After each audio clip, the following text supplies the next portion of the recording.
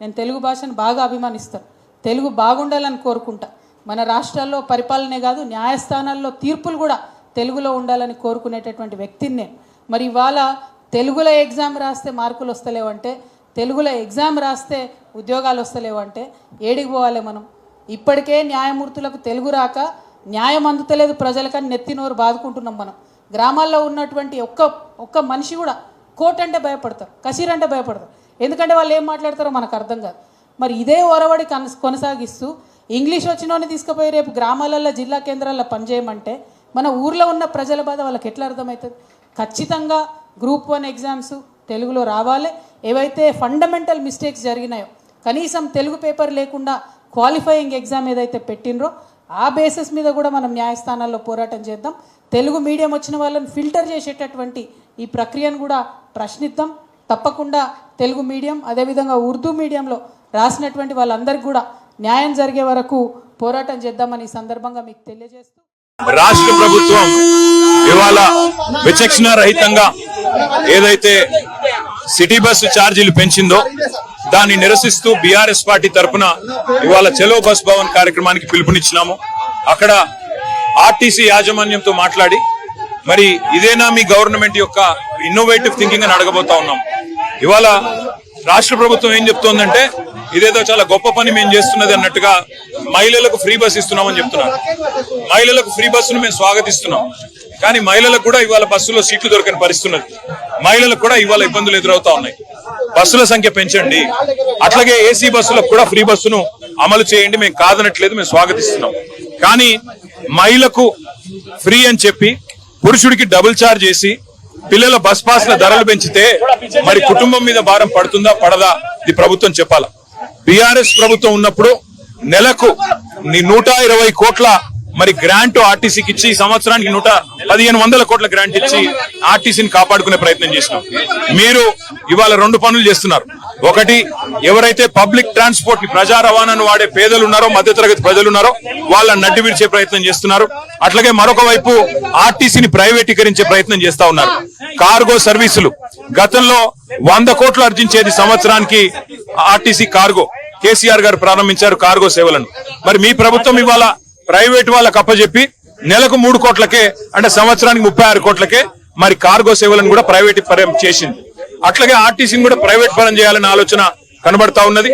ఒక కుక్కను చంపే ముందు పిచ్చి కుక్కను ఎట్లయితే ముద్రేస్తారో ఆర్టీసీ నష్టాల్లో ఉన్నది అని చెప్పి ఇవాళ ఆర్టీసీని ప్రైవేటీకరించే ప్రయత్నం ఏదైతే రాష్ట్ర ప్రభుత్వం చేస్తున్నదో తప్పకుండా దీన్ని బీఆర్ఎస్ పార్టీ తరఫున నిరసిస్తున్నాము.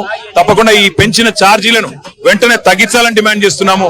నెలకు ఆర్టీసీ కనుక కష్టాల్లో ఉంటే తప్పకుండా ప్రభుత్వమే ఆ నష్టాలు భరాయించాలి. ప్రపంచవ్యాప్తంగా ప్రజా రవాణా ఎక్కడ చూసినా నష్టాల్లోనే నడుస్తుంది. లాభాల్లో ఉన్నది చాలా తక్కువ చోట్ల. నష్టాల్లో ఉన్నప్పటికీ ప్రజా రవాణా అనేది ప్రభుత్వం యొక్క బాధ్యత. ఆ బాధ్యత ప్రభుత్వం తీసుకొని నెలకు అవసరమైతే 500 కోట్ల 600 కోట్ల గ్రాంట్ ఇచ్చి మరి ప్రజా రవాణాను ప్రజల మీద భారం వేయకుండా నడపాలన్నదే మా ప్రధానమైన డిమాండ్. అట్లాగే ఆర్టీసీ ఉద్యోగులకు ఇచ్చిన ప్రతి మాటను ప్రభుత్వం నిలబెట్టుకోవాలి. ఉద్యోగులుగా వాళ్ళని ఆల్రెడీ మేము గుర్తించాము. ప్రభుత్వ ఉద్యోగులుగా మీరు ఇచ్చిన మాట అపాయింటెడ్ డే కానీ అట్లాగే యూనియన్ల గుర్తింపు కానీ ఇతర అంశాలు కూడా తప్పకుండా ప్రభుత్వం స్పందించి వెంటనే మాట నిలుపుకోవాలని డిమాండ్ చేస్తూ పెంచిన ఛార్జీలు తగ్గించాలి. మెల్లమెల్లగా ప్రైవేటైజేషన్ వైపు కార్పొరేషన్ తీసుకుపోయేటట్టు ఒక్కొక్కడు, ఎందుకంటే ఎలక్ట్రిఫికేషన్ పేరు మీద ప్రైవేట్ వాళ్ళకి అప్పచెప్పడం, ఉద్యోగులను తీసేయడం.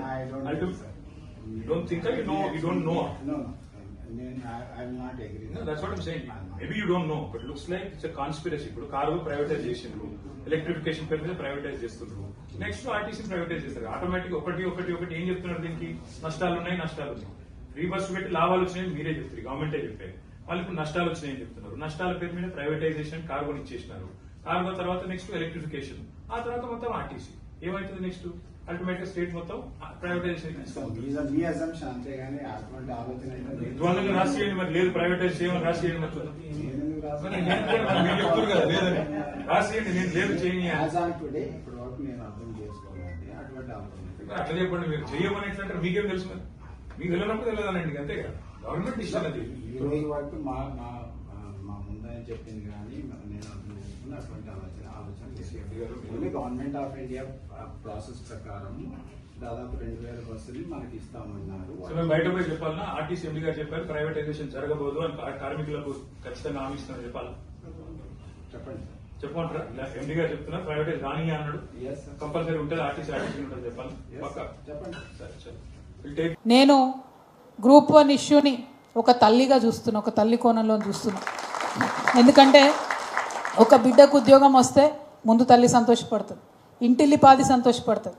ఒక తెరిపి వస్తుంది ఒక బిడ్డకు ఉద్యోగం వచ్చిందంటే. ఆ కోణంలో చూసినప్పుడు ఈ బాధ ఎంత, ఈ దుఃఖం ఎంత అన్నది అర్థమవుతుంది. ఎందుకంటే తెలంగాణ రాకముందు కూడా కొట్లాడింది అందుకోసమే. మేము ఆ తల్లులకు స్వాంతన కలగాలి, తెలంగాణ తల్లులు సుఖంగా ఉండాలి, సంతోషంగా ఉండాలనే ఉద్యమం చేసినాం. కానీ దురదృష్టం ఇప్పటికీ కూడా పోరాటం చేయాల్సి వస్తుంది.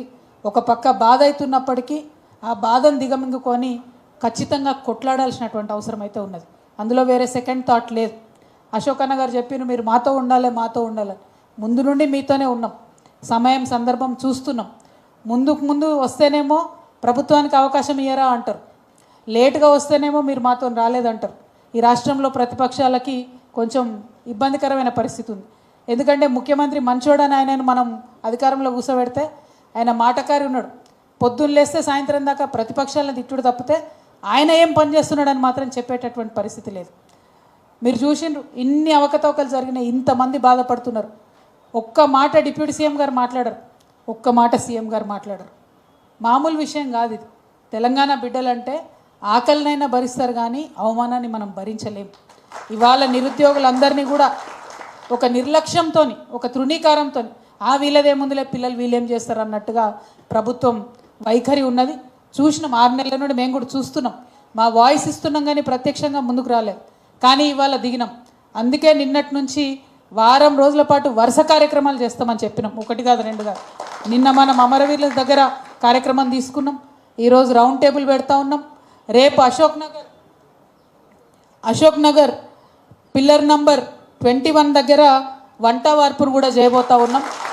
అంటే ఎట్లా అయితే తెలంగాణ ఉద్యమం చేసి అటు ప్రభుత్వాన్ని ఇటు ప్రజలను నిరంతరం ఆ సమస్య పట్ల వారు అవగాహనతో, జాగరూకతతో, ఒక కన్సర్న్తో చూసే విధంగా చేయాలనో, ఎట్లయితే తెలంగాణ సొసైటీ మొత్తం అటెన్షన్ కూడా డ్రా చేయాలనో ఆ ప్రయత్నం తెలంగాణ జాగృతి చేయబోతా ఉందని మీ అందరికి కూడా నేను మనవి చేస్తూ ఉన్నాను. అందులో భాగం ఖచ్చితంగా మీరు చేసేటటువంటి న్యాయ పోరాటంలో మీ సోదరిగా తప్పకుండా మీకు అండగా ఉంటానని కూడా నేను తెలియజేస్తాను.